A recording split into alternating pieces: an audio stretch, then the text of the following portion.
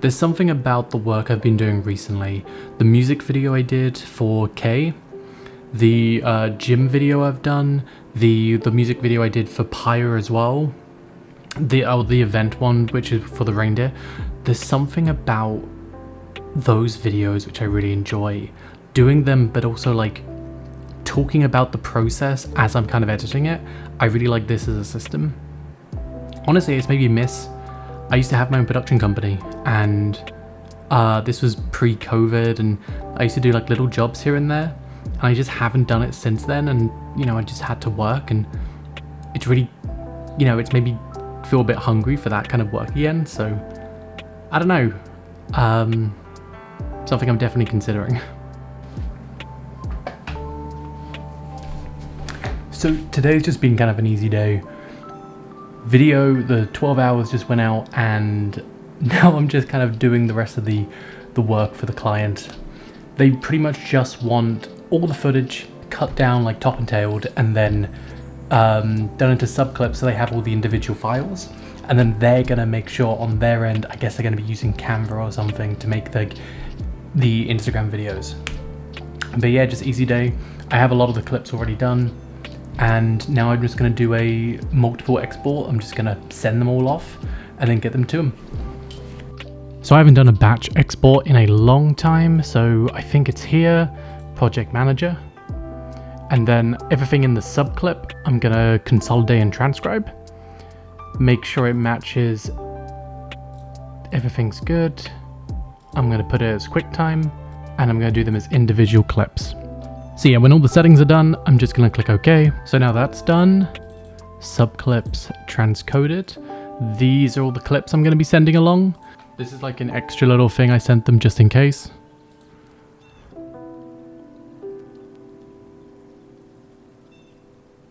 And yeah, outside of that, I just had a nice cozy day. So this is a sheet I was doing. So there's a Daggerheart game called Motherboard campaign frame I'm really interested in doing. So I'm running with this with some friends, and I just put a little sheet together, kind of showing some players some mechanics I wanted to use and getting everyone ready for like kind of the main storytelling that we're going to be doing in the thing. I think presentation like this is really important, especially when we're talking about a creative project. Just making sure everyone has the details and the information going forward. Just from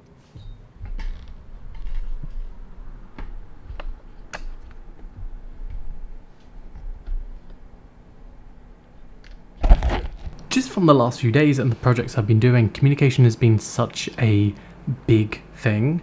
A lot of the gym stuff, I get there and I'm anxious immediately, and I'm thinking about, are we even going to be allowed to film, and not thinking about the project.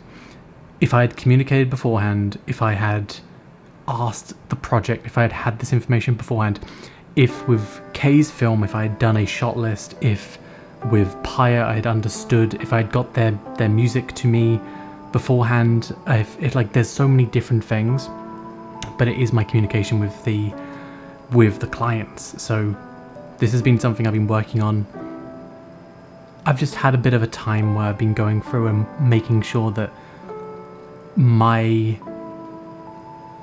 creative kind of control, like that's being communicated across, you know, especially in a game like this where people are going to come, they're going to come with the most random stuff, so it's good to communicate ideas and concepts and tones and stuff early on.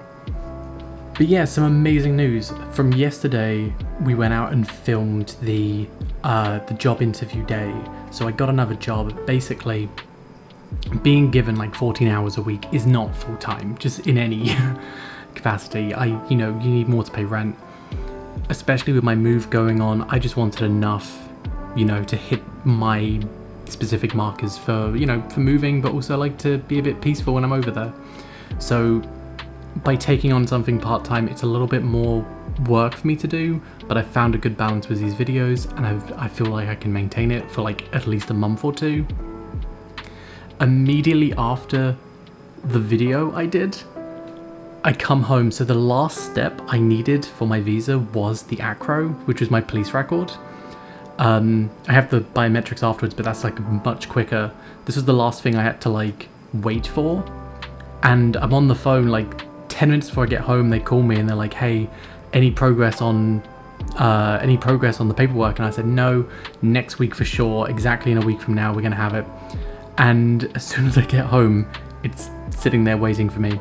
So got a new job, got paid from the music videos and everything, got the paperwork I needed, just everything worked out so well in the span of a day.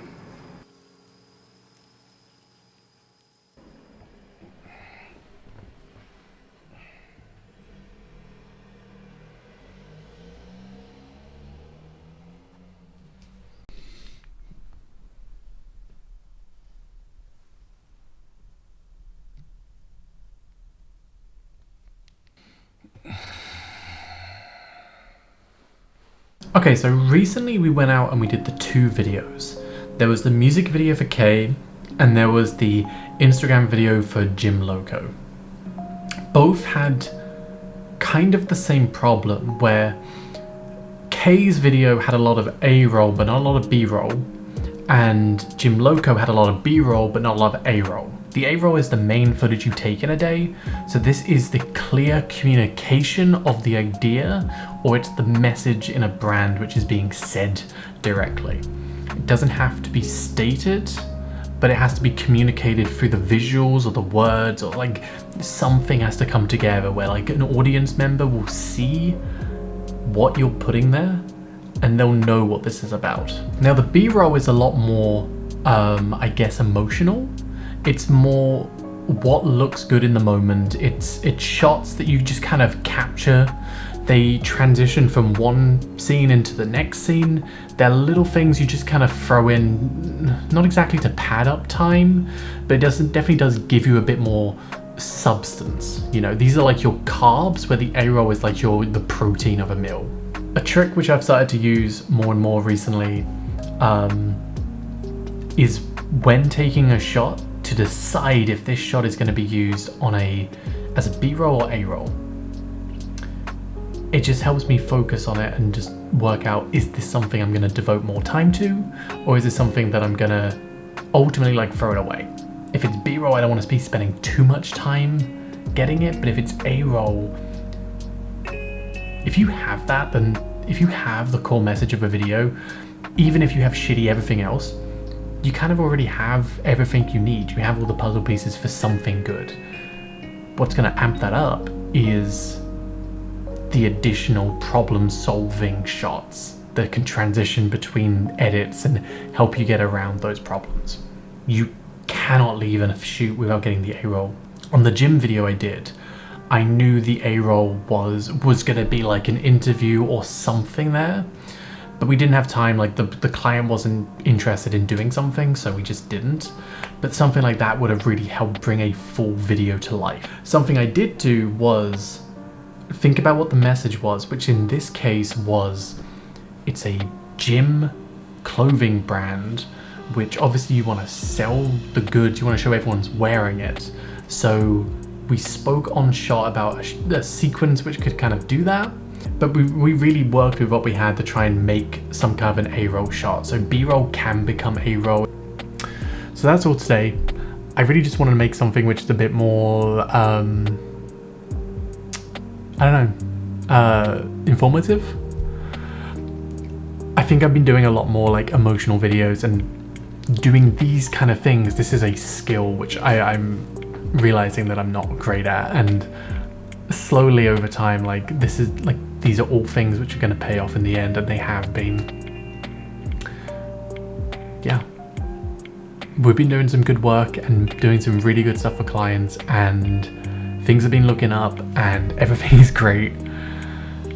So yeah, that's the difference between A-roll and B-roll, and that's how shots are used and how to kind of, especially when going out, how to plan your day and plan your shoots.